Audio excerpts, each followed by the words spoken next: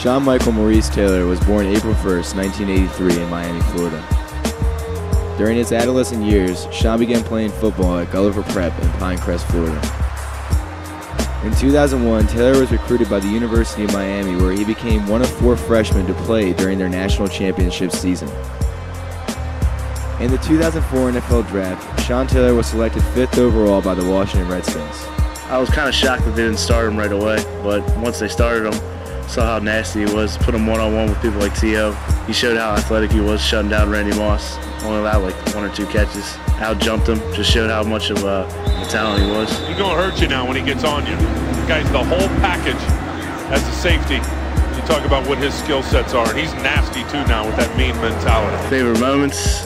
Our playoff year when we played the Cowboys and he had a pretty good game, jacked up Patrick Creighton nice, so we got the ball back for another touchdown. Towards the end of the season when he had 2 scooping scores, one against the Eagles, which put us in the playoffs. If we didn't win that game, we wouldn't have gotten in. And then Tampa Bay, when we had like 84 yards of offense and he was the only touchdown of the game. He had another scooping scores, about 50 yards. One of the most athletic things I've ever seen. The reason I like him the most out of any other athlete is just because of his rare size, speed, and strength. He could really play any position on the field. He could cover anybody. He was quick as anybody, but he could also tackle tight ends, tackle running backs, whoever he needed to.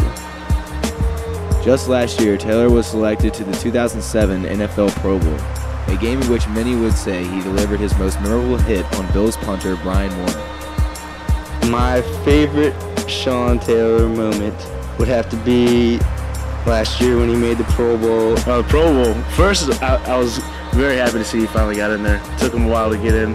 Should have gotten in his first 2 seasons, but kind of got faked on. But when he got in, didn't hear much from him in the game. Then they ran that fake punt, and I thought the punter was actually going to go for the first. And Sean came flying out of nowhere and absolutely demolished the guy. I've never seen anyone get hit that hard in the NFL, ever. Yeah. Brian Moorman is going to fake it on the run, and he's going to come up short.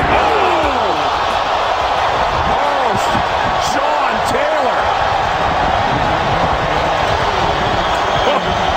Phil, you talked in the first half. Remember Reggie Wayne got out of Sean Taylor. Brian Moorman going back out onto the field, and that is why. Congratulated Sean Taylor. Against the Cowboys last year, when we blocked it, I was like, sweet, this game still has opportunity. It'll be up to Mike Vanderjagt to give the Cowboys the win here with 6 seconds to play. You kind of feel like this is done. It's over. I remember I was really depressed, our heads down. And all of a sudden I heard that, the block. Kick is on the way. It's blocked. It's blocked by Troy Vincent and picked up by one of the Redskins. And one person over there on our defense you'd want to pick it up. Got it.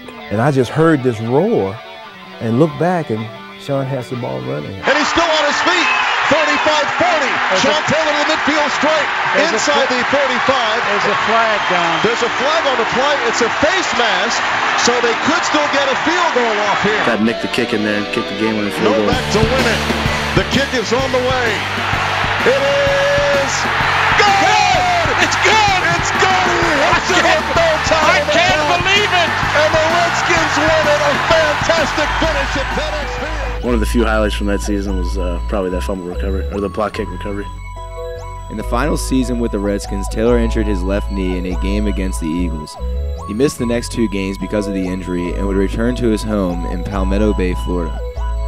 On November 26th at 1:45 a.m., Taylor was shot in the upper leg by an armed intruder. The wound severed his femoral artery and Taylor was airlifted to Jackson Memorial Hospital, where he underwent surgery until 12 in the afternoon. The following morning at 3:30 a.m., Sean Michael Maurice Taylor was pronounced dead.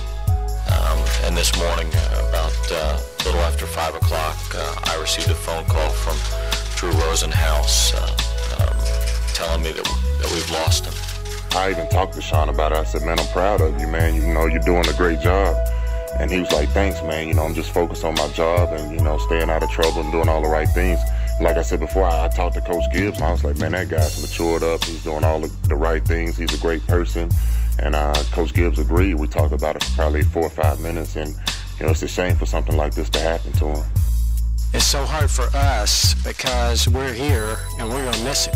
I'm not talking about as a player, I'm talking about as a person. Just remember the conversations that I had with him, and think about how he touched me or affected my life, and the appreciation I got from having the opportunity to be one of the people who he would open up to or would talk to. You look back at that man, and you know, at the time you say it's hard to appreciate, but you look back at that now, and that's a memory that lasts a lifetime. Going deep, it is wide open, up, and Sean Taylor with the interception, remarkable job. So the interception by Brett Favre, his 278th, and that's the most all time. Taylor's father, Pedro Taylor, released a statement which read in part, quote, "Many of his fans loved him because of the way he played football. Many of his opponents feared him because of the way he approached the game. Others misunderstood him. Many appreciated him, and his family loved him. I can only hope and pray that Sean's life was not in vain, that it might touch others in a special way." Kind of reminds me of the Len Bias thing. I think he's going to be the Len Bias of our age. Never get to see his full opportunity, like how good he could be.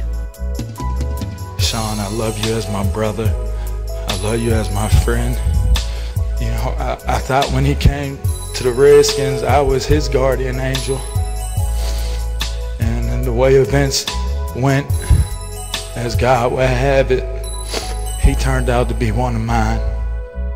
I mean, my last memories of him probably the most special memories, because, you know, the last week was just a special week because it was a different kind of glow about him. You know, just before the team meeting on Thanksgiving Day, you know, I remember Sean sitting right next to me. I remember that morning he just went out his way and told everybody happy Thanksgiving, and I sat back and listened to him talk to every coach, and then he started talking about his daughter, and it's just for now, for me to look back at that day, it was something being told then, and you never really know that moment, but it was just like he went out so happy.